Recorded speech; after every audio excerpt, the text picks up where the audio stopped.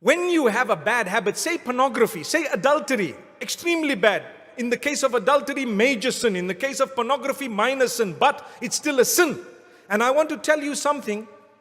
When you have a bad habit of this nature, and you want to eradicate it, and you have told yourself no more, a day will come when you might slip up again, right? You might drop again, because you know what? You're a human. On that day, don't think, I blew it, that's it, now I'm back to my old ways. You're not. You're not back to your old ways. No. If you blew it one day, at least you did better. You used to do it every day before.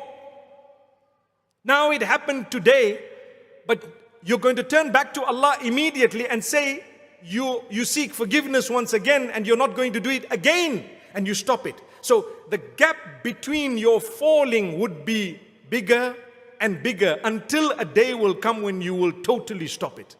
You get the point? Shaitan makes you lose hope. So if you said, right from today, I'm not going to commit the sin anymore, and a month later you dropped, Shaitan says, you see, you're back to where you were. So then Shaitan might make you say, well, it's okay, now I'm just going to go back because you know what, I'm too weak and I just can't do this. No, you can. You can, you will, you shall, and you must. If you fell a month later, get up, seek the forgiveness of Allah. You might fall 6 months later. How's the gap? Bigger. Is that an improvement? It's like smoking 3 cigarettes from 30. You see, big improvement. After that, you might fall a year later. What happened? You must get up immediately and promise Allah that you're going to stop it and you're not going to do it again. That's the condition. Then you can eradicate that bad habit. Otherwise, if you're going to give up every time you fall, we all fall.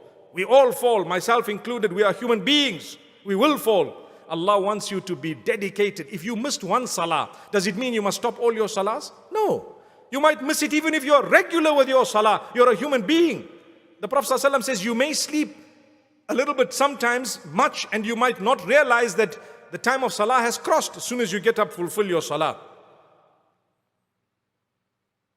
Or you might suffer with forgetfulness at a time. It's possible. You were busy doing something and you forgot. That's a hadith of the Prophet ﷺ. مَنْ نَامَ عَنْ صَلَاةٍ أَوْ نَسِيَهَا فَلْيُصَلِّهَا إِذَا ذَكَرَهَا. Whoever sleeps over a prayer or forgets a prayer should fulfill it or should do the qadha as soon as they remember, as soon as they can. It's a simple hadith. He didn't say that's a bad person, because you're a human. But the point I'm raising is, in the same way, when you are trying to get rid of a bad habit, you might falter somewhere down the line. Don't let that be a means of you giving up, but rather get up and continue for longer without that bad habit.